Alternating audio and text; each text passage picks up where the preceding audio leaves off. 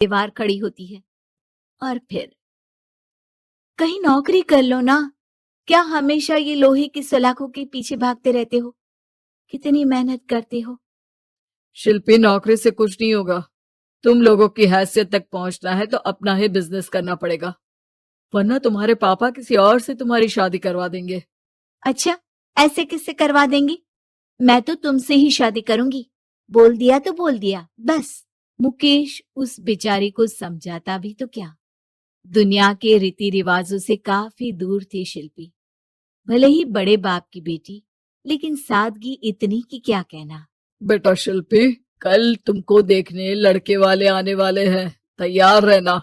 मैंने तुम्हारी माँ को समझा दिया है। घर के सारे नौकर चाकर को वो समझा देगी कि स्वागत कैसे करना है। कैसी बात कर रहे हैं पापा? मैं तो मुकेश से प्यार करती हूँ, उसी से शादी करूंगी। मैंने आपको बताया था ना। मुकेश किसका बेटा है? वो स्टील किंग सिंघानिया का, या वो जो बड़े ज्वेलरी वाले हैं मेहता, उनका?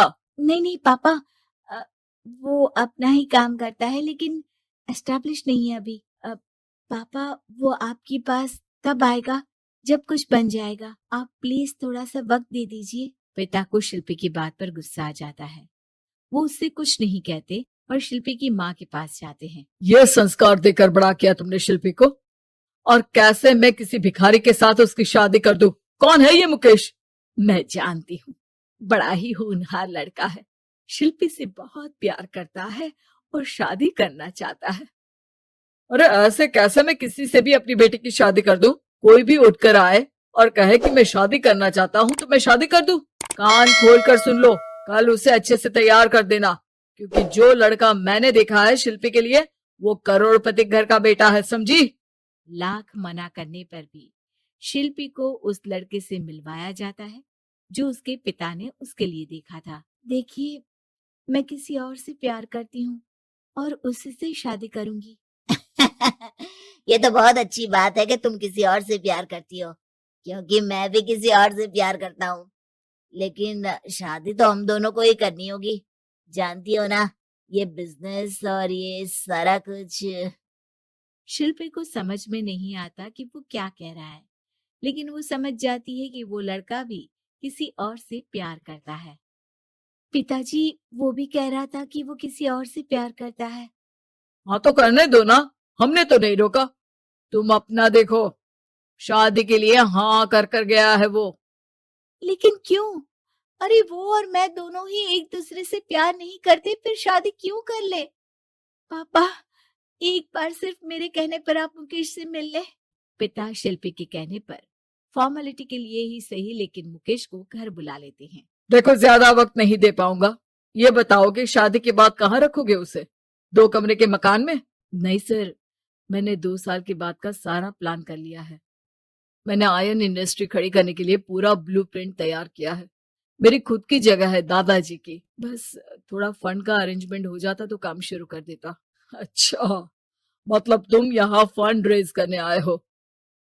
मुकेश समझ जाता है कि उसके पिता शिल्पी की शादी उससे कराने के मूड में नहीं है। फंड आप कभी दे भी नहीं पाएंगे मुझे। मुझे तो सिर्फ शिल्पी चाहिए। मैं उसके बिना नहीं रह सकता सर। मैं उसे बहुत खुश रखूंगा। वो तो हर पति का धर्म होता है। वो तो मैं किसी से भी उसकी शादी करा दूं, वो उसे खुशी रखेगा। लेकिन देखो, मैं ज्यादा बात को घुमाना नहीं चाहता। वो बड़े घर की लड़की है, उसे काम काज की आदत नहीं। अभी वो समझ नहीं रही, लेकिन तुम तो समझो। मैं किसी भी हालत में शिल्पी की शादी तुमसे नहीं करवा सकता। मुकेश पिता से लाख मन्नतें करता है, लेकिन वो नहीं मानते। शिल्पी की शादी उस अमीर लड़के से हो जाती है। शादी के बाद क्या हम लोग मेरी माँ के घर चले? मुझे उन लोगों की बहुत याद आ रही है। हाँ हाँ, जाओ जाओ। वैसे भी आज मैं अपनी गर्लफ्रेंड के साथ मसूरी जा रहा हूँ, तुम जा सकती हो। कैसी बात कर रहे हैं? अब हम लोगों की शादी हो गई है, आप कैसे किसी और लड़की के साथ जा सकते हैं? अरे मैंने तो तुम्हें शादी के पहले ही बता दिया था कि मेरी कुछ गर्लफ्रेंड्स है। अब प्लीज ये टिपिकल बीवी वाला रोना धोना शुरू मत कर देना। शिल्पी पिता के घर जाती है और माता पिता को सारी बात बता देती है। इतना गंदा इंसान निकलेगा, मैंने तो सोचा ही नहीं था। अरे क्यों कराई मेरी फूल जैसी बेटी की शादी ऐसे घर में? और तो क्या हो गया? शुरू शुरू में हर घर में ऐसा होता है, धीरे धीरे ठीक हो जाएगा। और वैसे भी उन लोगों के साथ हम लोगों की एक बड़ी डील फाइनल हुई है, समझी? उन लोगों से रिश्ता बनाकर रखो, तभी पैसों की बारिश होगी। पापा, अब समझ में आया कि आपने मेरे साथ ऐसा क्यों किया। मुकेश आपके सामने गिड़गिड़ा कर गया कि वो मुझे बहुत खुश रखेगा, लेकिन आपने मेरी शादी एक ऐसे लड़के से करा दी जो किसी और लड़की से प्यार करता है और शादी सिर्फ समझौते के लिए कर रहा है। पापा, मैं जा रही हूँ, लेकिन इस घर में कभी पैर भी नहीं रखूंगी। आपने मुझे सामान की तरह इस्तेमाल किया। माँ शिल्पी को बहुत रोकती है, लेकिन वो एक नहीं सुनती। कुछ समय बाद, शिल्पी, मुझे नहीं लग रहा कि अब हम दोनों के बीच ये शादी और रह पाएगी। मैं किसी और से शादी करना चाहता हूँ। वैसे तुम परेशान मत हो ना, तुम्हारे पापा के साथ हम लोगों की डील जो चल रही है ना, वो नहीं रुकेगी, क्योंकि तुम बहुत अच्छी लड़की हो। ठीक है, मैं जा रही हूँ तलाक के पेपर में साइन करके, लेकिन एक शर्त है, मैं कहाँ गई ये बात मेरे पिता तक नहीं पहुंचनी चाहिए। शिल्पी घर छोड़कर चली जाती है। वो एक नौकरी करती है और अपना जीवन खुद संभालती है।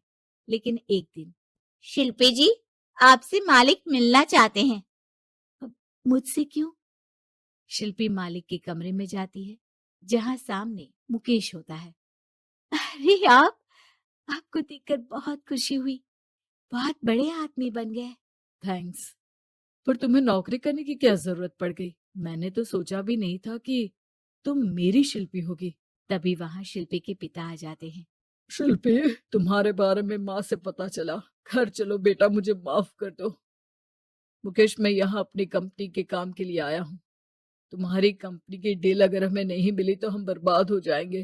वैसे अब तुम चाहो तो शिल्पी की शादी मैं तुमसे कराने को तैयार हूँ। बस करिए पापा, ये क्या सौदा लगा रखा है आपने?